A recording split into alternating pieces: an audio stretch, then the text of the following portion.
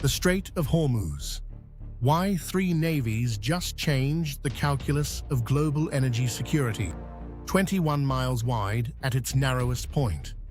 1/5 of all oil traded globally passing through it every single day. The Strait of Hormuz is not simply a body of water, it is the most consequential geographic choke point on Earth, and right now it is more contested than at any point in the past decade. In recent weeks, Iranian, Russian, and Chinese warships have conducted coordinated naval exercises in and around the strait. Simultaneously, the United States has repositioned two aircraft carrier strike groups toward the Middle East, a deployment signal that communicates strategic resolve without requiring a single shot to be fired. The convergence of these movements in the same narrow waterway is not coincidence. It is the physical expression of a global competition that is playing out at sea. Approximately 21 million barrels of oil pass through the strait daily, roughly 20% of global petroleum consumption and close to 30% of all seaborne oil trade. Qatar exports the majority of its liquefied natural gas through the same passage. Every major Asian economy depends on this corridor for a significant share of energy imports. At its narrowest, ships navigate through two 2-mile wide traffic lanes with a 2-mile buffer. There is no meaningful alternative route for supertankers. When strategists talk about choke points, Hormuz is the one that makes every other conversation secondary. Iran sits on the northern shore and has spent decades developing the doctrine and weapons systems to threaten closure. Fast attack boats, anti-ship missiles, mines, shore-based radar, tools designed to impose enough risk on commercial shipping that the threat itself functions as leverage without necessarily requiring actual closure. Joint naval exercises between Iran, Russia, and China are not new. The three countries conducted their first joint drills in the region in 2019 and have repeated them with increasing complexity since. What has changed is the context, the scale, and the message. Each participant brings something distinct. Iran brings territorial knowledge, asymmetric capability, and the standing of a literal state. Russia brings blue water naval experience, advanced electronic warfare systems, and Security Council weight.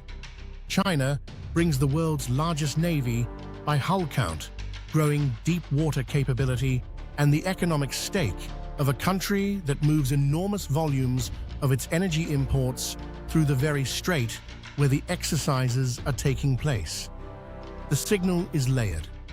Operationally, it demonstrates interoperability, the ability to coordinate in a complex, contested environment.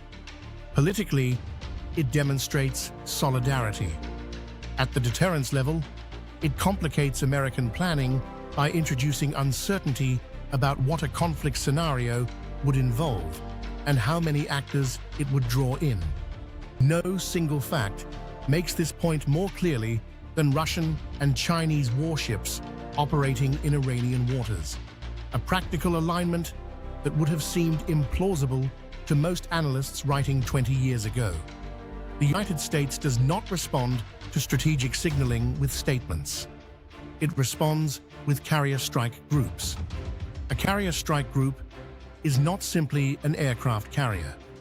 It is a floating air base escorted by guided missile cruisers, destroyers, attack submarines, and logistics vessels, a self-contained power projection system. Repositioning two simultaneously toward the Middle East is a deployment signal that requires no press conference to interpret. The message: the United States retains the capability and will to operate here regardless of who else is present. But carrier strike groups carry a complexity cost. Deploying two toward a single region means those assets are unavailable for the Pacific, the Atlantic, and the approaches to Europe. Every repositioning is a prioritization decision, and prioritization decisions reveal what planners consider the most pressing near-term risk. The current redeployment tells you how American strategic planners are reading the Hormuz situation right now.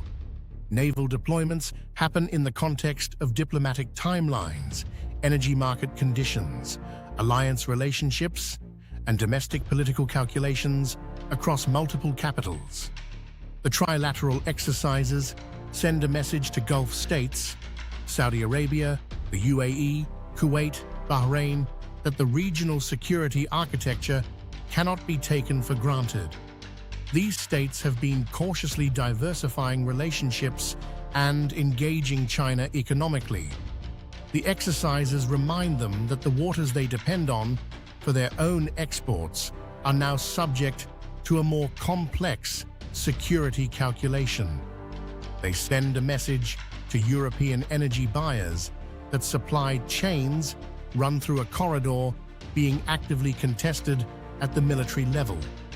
They send a message to Washington that diplomatic isolation of Iran has not prevented Tehran from building multilateral security relationships that complicate coercive options.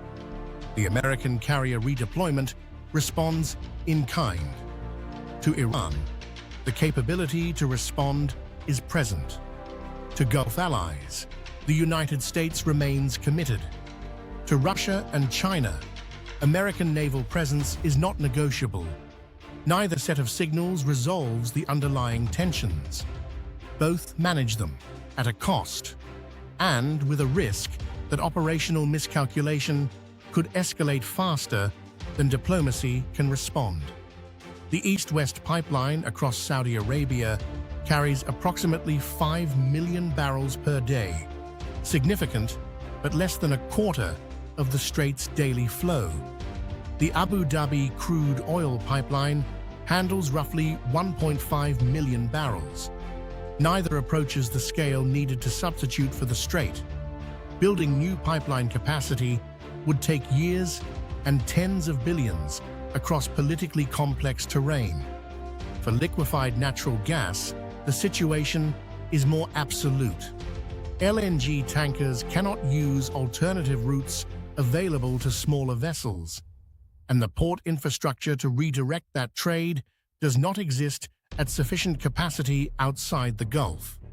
This is why Hormuz retains its strategic centrality regardless of how many times analysts describe the global energy system as diversifying. The diversification that has occurred reduces exposure at the margins.